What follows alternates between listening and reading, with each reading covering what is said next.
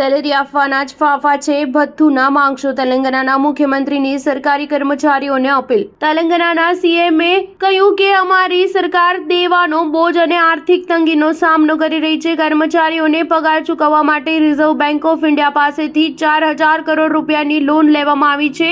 આ સાથે જ તેમણે કર્મચારીઓને અપીલ કરી છે કે હાલમાં સેલેરી આપવાના જ ફાફા છે, તેથી તમે મોંઘવારી ભથ્થું ન માંગશો. 17 માર્ચના રોજ રાજ્ય વિધાન પરિષદમાં એક સવાલનો જવાબ આપતા તેમણે કહ્યું કે સરકાર કર્મચારીઓની છે, તેથી હું નાણાકીય પરિસ્થિતિ સંબંધિત તમામ હકીકતો અને આંકડાઓ તમારી સામે રજૂ કરીશ, જેથી પારદર્શિતા જળવાઈ રહે. તેમણે આગળ કહ્યું કે દર મહિનાની 1લી તારીખે સેલેરી આપવી મુશ્કેલ બની જાય છે. હું અહીંથી મારા સરકારી કર્મચારીઓને અપીલ કરું છું કે તમે દર મહિનાની 1લી તારીખે પોતાની સેલેરી લઈને સરકારની સેવા કરે. ક્યારેક અમારે રિઝર્વ બેંક પાસેથી લોન લેવી પડે છે. મેં 4,000 કરોડ રૂપિયાની હેન્ડ લોન લઈને 1લી તારીખે સેલેરી આપી છે.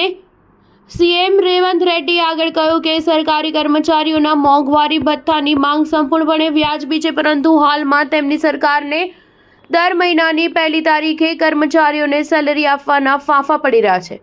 તેમણે વધુમાં કહ્યું કે હું કર્મચારીઓને અપીલ કરું છું કે તમે વર્તમાન પરિસ્થિતિને ધ્યાનમાં રાખીને હાલમાં મોંઘવારી ભથ્થું ન માંગશો. જ્યારે આપણે બીમાર પડીએ છીએ ત્યારે ભોજન પર કંટ્રોલ રાખીએ છીએ, એવી જ રીતે જ્યારે રાજ્યની નાણાકીય પરિસ્થિતિ ખરાબ હોય છે ત્યારે કર્મચારીઓ થોડા સમય માટે પોતાની માંગ ટાળી દેવી જોઈએ.